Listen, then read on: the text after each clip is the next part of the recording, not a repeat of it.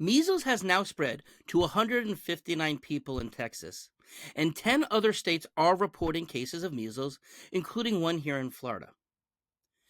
Secretary of the Health and Human Services Department, Robert F. Kennedy Jr., has issued a formal statement that he refers to as a call to action about measles and the vaccine. And I agree with almost everything that he says. In fact, it's as if he listened to my measles video from last week. So let's talk about it. Hey everybody, I'm Dr. David Berger, a board-certified pediatrician in Tampa, Florida. I have always been an advocate for individual choice when it comes to all medical decisions, including for vaccines. And for everything, of course, we must always weigh the risks and the benefits of any decision that we make. And that's true for as parents, and that's true, I guess, for not just medical, but other things as well. What's the pro versus the con? Now, if you do like what you're hearing here, please share it with others. Like and subscribe. We really want to get this message out. Now, Robert F. Kennedy Jr. started off this call to action, which he published on Fox News Digital, by saying, the MMR vaccine is crucial to avoiding potentially deadly disease. And it is also understood that most of the cases of measles that have broke out in Florida, in Texas and all over, are of people who have not been vaccinated. Some of them, they don't know their vaccine status. There have been a couple who actually have been vaccinated, so it isn't providing full protection. But the overwhelming majority are people who have not been vaccinated with the MMR. Now, part of the issue is that this is one of the most contagious diseases on Earth. It lingers in the air for up to 2 hours in a closed space after the person who has the disease has left that space.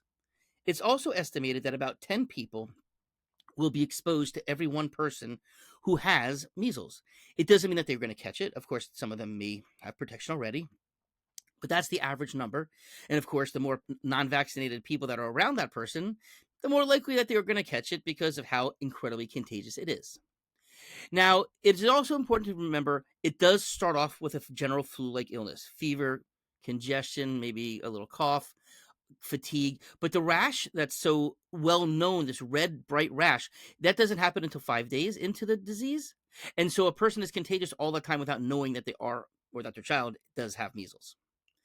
Now, also from other points of reference, there are about 10 million cases of measles worldwide, and over 100,000 people per year do die of measles worldwide. Now, of course, the overwhelming majority of them are in people who are in underprivileged, under-resourced countries, and it's obviously very uncommon to happen in other places, such as here. But last year in 2024, there were 251 cases of measles, the year before 59. So being that amongst all of these cases so far here, and here we are only 2 months and a week into 2025, we are almost at all of last year's cases combined. Now, in terms of other things, because it's important, that I report it clearly as to what Robert F. Kennedy Jr. said, so I'm going to do more reading here than I would normally do in my videos, but I want to get the words right. He says, vaccines not only protect individual children from measles, but also contribute to community immunity. That's also known as herd immunity, protecting those who are unable to be vaccinated due to medical reasons. Now, despite what any person's personal opinions are, their beliefs are about the MMR vaccines or vaccines in general, those are hard facts. That's just a truthful statement. And so, it's important to have these, the facts when you're making these decisions. He then goes on to say, as healthcare providers, community leaders, and policymakers, we have a shared responsibility to protect public health. This includes ensuring that accurate information about vaccine safety and efficacy is disseminated.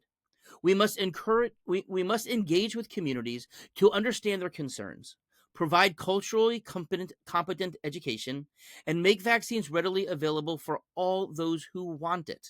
Okay. And certainly I agree. If a person wants to get the MMR vaccine, they believe that the benefits outweigh the risks, they certainly should go ahead and get that for their child. But also, in terms of what he's saying, in terms of making sure that the education's there and the facts are there, that is why I have this channel. That's the reason why I make videos like this. He then goes on to say, studies have found that vitamin A can dramatically reduce measles mortality. And that's for sure. And I've been using vitamin A for all types of viruses in my practice for about 25 years now. Now, the recommended daily allowance, the amount that people should be aiming for vitamin A, in children is between 400 to 600 RAE, that's in milligrams, which is also 1250 to 2500 units. And that's if it's a smaller kid, like toddler age. And then once they get up to closer to 4 or 5, 2500 units. But over 5 and up into adolescence and adulthood, it really should be no more than 5,000 per day. Okay, so of course you can look. Now, it is also good to understand that there is beta carotene. That's a pre-vitamin A. It's not actually vitamin A. The body has to convert it to vitamin A. There are some people who, from a genetic metabolism perspective, have a faulty gene and cannot convert it. So not all people who are taking beta carotene can convert it to the form that's actually helpful here. But if you take actual vitamin A, not beta carotene, you're covered. Now, cod liver oil is a great source of vitamin A, and it's the natural form. There's also a form called vitamin A palmitate, which is a synthetic form, but it also does work. If you're going to do cod liver oil, though, make sure that it's being third-party tested for each batch, because it comes from fish, and it comes from liver of fish, which, of course, is where toxins accumulate. And, of course, we want to make sure that there's no mercury or other types of toxins, so they need to make sure that they are checking for that. Now, also, it's important to know your geographic area to know what your risk is. Okay. So, for instance, here in Hillsborough County, which is where Tampa is located, during the 2023 to 2024 school year, approximately 91% of children were fully vaccinated. Now, of course, there may have been others of that 9% who may have received some vaccines, and they didn't break it down as to how many would have had an MMR. But obviously, if they were fully vaccinated, then they are caught up for the measles vaccine. But it is felt that close to 95% of the whole population is needed to get true herd immunity. But it is also important to know what your local community, who you're hanging out with, who your kids hanging out with. I certainly know that, like in some homeschool communities and other communities, families of children who are taking more of a more guarded approach to vaccines or are not vaccinated, they tend to congregate together.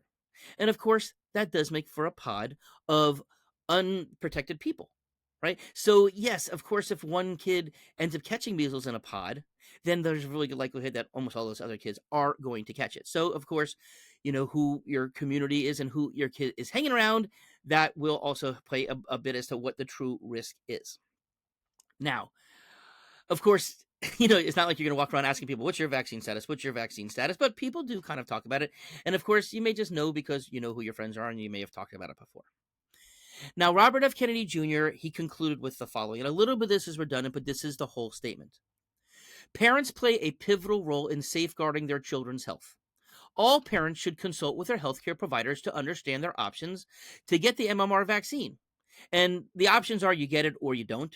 Because although it was available 25 years ago, split up separately, measles from mumps, rubella, that's no longer a thing. So that is not an option.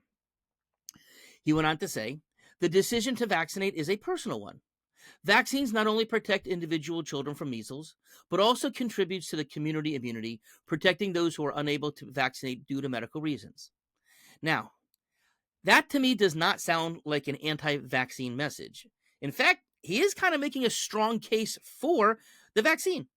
But he is also saying, of course, this is personal choice. And I hear people say, oh, it shouldn't be a personal choice. But you know what? You have to sign consent. It's informed consent. Of course, it's a personal choice. I can't give a vaccine to somebody without consent. In fact, that's assault and battery. So it is true what he said, even though he's getting some grief for that particular sentence. But it's true. So anyways, I think I'll leave it at that. But I hope that you have a great day. And if you have any comments, please leave it down below. Love to hear from you. Bye now.